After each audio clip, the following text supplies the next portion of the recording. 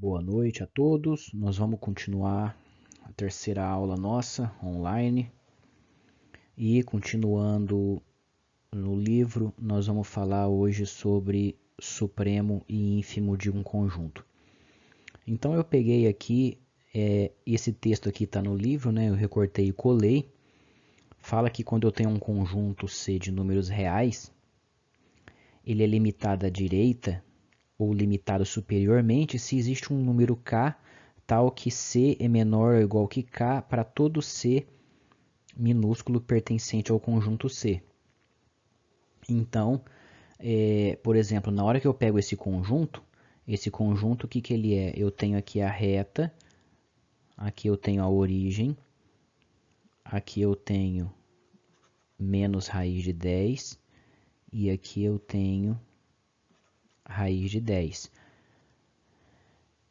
Ele é limitado à direita por raiz de 10. Por quê? Porque qualquer C minúsculo que eu pegue aqui dentro desse conjunto, eu tenho que C é sempre menor ou igual que K, onde no nosso caso o K aqui vale 10. O K nesse caso vale 10. E ele é limitado inferiormente no caso onde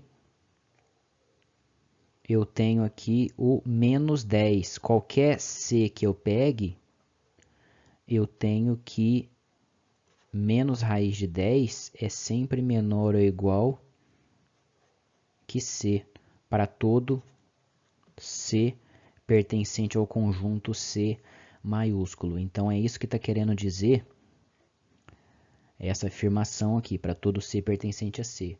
Então eu tenho aqui a definição de um conjunto C limitado superiormente e C também limitado inferiormente. E a gente fala que o conjunto ele é limitado se ele for limitado tanto superiormente quanto inferiormente, certo? Nas duas situações. Vou dar uma apagada aqui.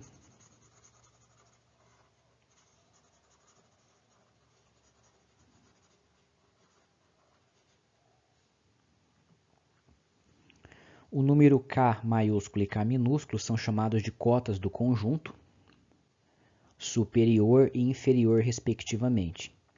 Observa o seguinte, vamos pegar de novo aqui, eu apaguei, mas vou fazer de novo. Eu tenho aqui menos raiz de 10 e aqui eu tenho mais raiz de 10. Vou continuar a reta aqui. Esse C, ou melhor, esse K maiúsculo, que no caso nós consideramos aqui como raiz de 10, eu poderia pegar um outro número aqui, maior que raiz de 10. Eu poderia pegar, por exemplo, aqui um número 4. Também vai ser uma cota superior, porque qualquer número C que eu pegar aqui dentro do conjunto vai ser sempre menor ou igual que o número 4. Eu posso pegar um outro número aqui, posso pegar um outro aqui. Então eu tenho uma quantidade infinita de cotas superiores para esse conjunto. E da mesma forma eu tenho aqui uma quantidade infinita de cotas inferiores. Qualquer número que eu pegar aqui, menos 4, menos 5, esses números vão ser sempre menores ou iguais que qualquer número C que eu pegar aqui dentro do conjunto. Então, isso aí é uma observação que a gente tem que fazer. Por exemplo, o conjunto dos números naturais ele é limitado inferiormente.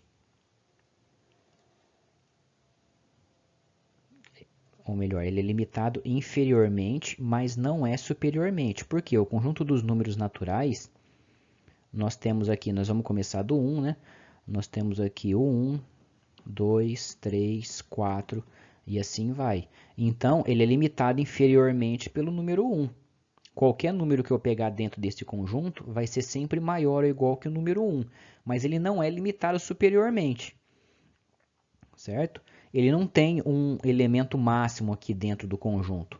Se eu pegar um elemento e falar que ele é máximo, basta eu somar 1, eu tenho o próximo número natural que é maior que ele.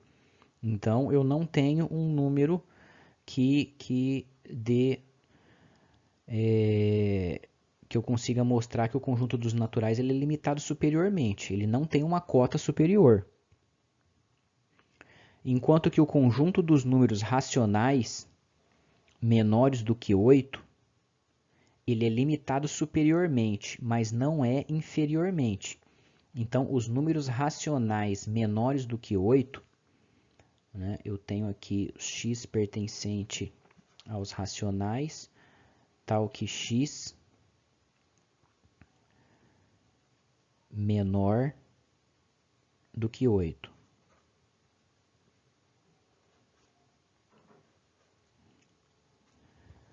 Eu tenho aqui que ele é limitado superiormente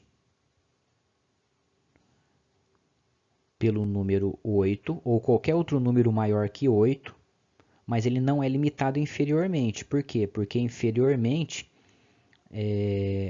eu posso pegar qualquer número para cá, né? Eu tenho aqui o número 8, eu posso pegar qualquer número para cá, até negativo, que eu tenho aqui no caso o conjunto dos números racionais ainda, né? Eu ainda tenho uma quantidade infinita de números racionais à esquerda do número 8. Então eu não tenho aqui uma cota inferior. Se eu pegar um número aqui e falar que é cota inferior, sempre vai ter um outro racional à esquerda. Se eu falar que esse é cota inferior, eu pego um outro número racional à esquerda. Então eu não tenho a limitação à esquerda desse conjunto.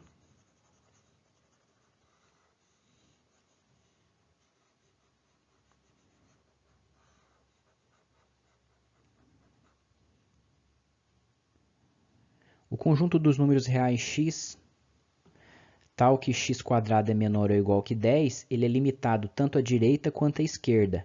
Tal conjunto é, no caso, o mesmo intervalo aqui. Aqui eu tenho uma equação do segundo grau. Qual é a condição para ser x² tal que x seja menor ou igual que 10? Vai ser esse intervalo. Então, ele é limitado tanto inferiormente quanto superiormente. Quando um conjunto é limitado superiormente, ele pode ter um elemento que seja o maior de todos, o qual é chamado o máximo do conjunto. Por exemplo, o conjunto dos números racionais tal que x é menor ou igual que 10. Então, eu tenho 10 como seu máximo, certo? Então, o 10 ele é chamado de máximo. É um elemento que está dentro do conjunto. Ele é uma cota superior e faz parte do conjunto. Então, esse elemento ele é chamado de máximo. Se eu tiro esse sinal aqui de igual, x menor que 10, o conjunto ele fica limitado superiormente pelo número 10. Qualquer elemento que eu pegar aqui, ele é menor ou igual que 10, mas 10 não é o máximo do conjunto. Por quê? Porque 10, nesse caso, não faz parte do conjunto. Já esse conjunto aqui, ele que no caso também é um outro exemplo desse aqui, ele é limitado superiormente. Observe que aqui nós temos são frações crescentes, certo? A fração está crescendo, ele é limitado superiormente, mas ele não tem um máximo. Todos os números aqui são dessa forma, n dividido por n mais 1. Isso aqui eu posso escrever como sendo, se eu dividir o numerador e o denominador por n, 1 mais 1 sobre n. E quando eu faço o n para o infinito, né? Quando eu mando o n para o infinito, esse 1 sobre n vai para zero, e isso aqui vai me dar 1. Então, o que está acontecendo? Esses elementos do conjunto, eles são crescentes e estão todos indo para o número 1. Certo? Eu tenho aqui o meio, ele é menor que 2/3, menor que 3/4, e assim vai, menor do que converge para o número 1. Então, todos os elementos desse conjunto são menores ou iguais que 1. Então, aqui eu tenho uma limitação, né? O conjunto ele é limitado pelo número 1. Mas o número 1 não é o máximo, porque o número 1 ele não está no conjunto. Certo?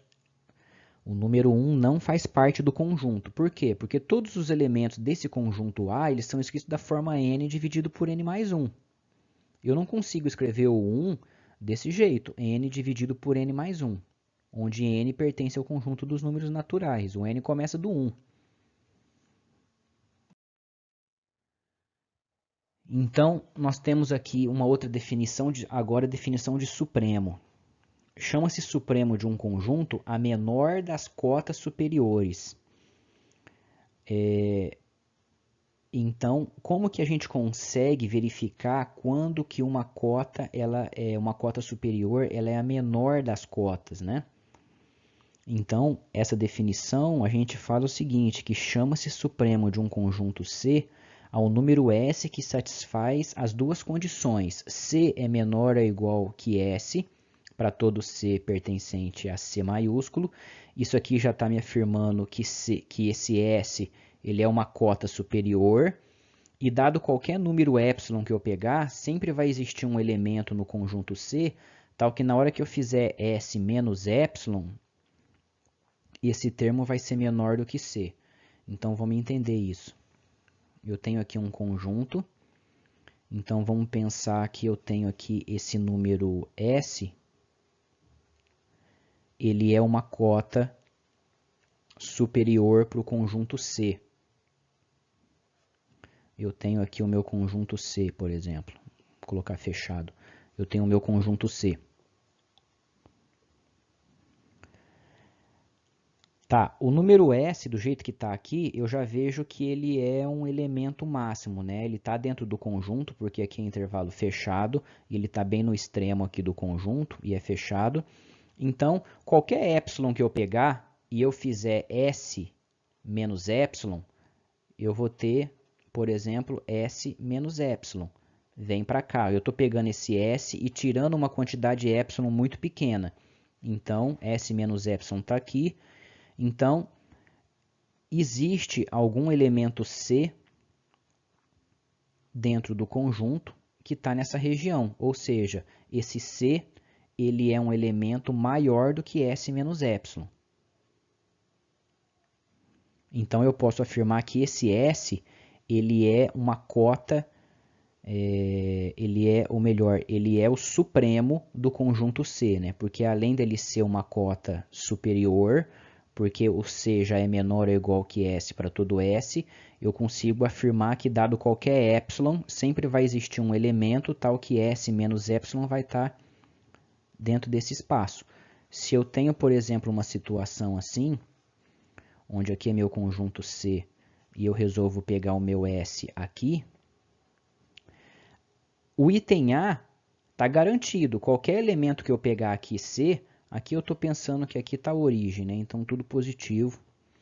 Qualquer elemento C que eu pegar aqui vai ser menor ou igual que esse S, porque o S está aqui e todos os elementos do conjunto C vão no máximo até aqui. Agora, dado um epsilon qualquer, será que vai existir um elemento C dentro do conjunto que vai satisfazer isso? Bem, então o que eu faço? Eu vejo essa distância aqui. Essa distância, por exemplo, vamos supor que vale 1. E pego metade. Considero o meu epsilon como sendo meio. Na hora que eu faço S menos meio vai vir aqui. S menos meio, é esse pedaço. Então, será que vai existir algum elemento do conjunto que vai estar aqui dentro dessa região, sendo que o meu conjunto C é todo esse pedaço? Não, né? Eu não consigo isso. Então, esse S ele já não é supremo do conjunto, por causa dessa afirmação.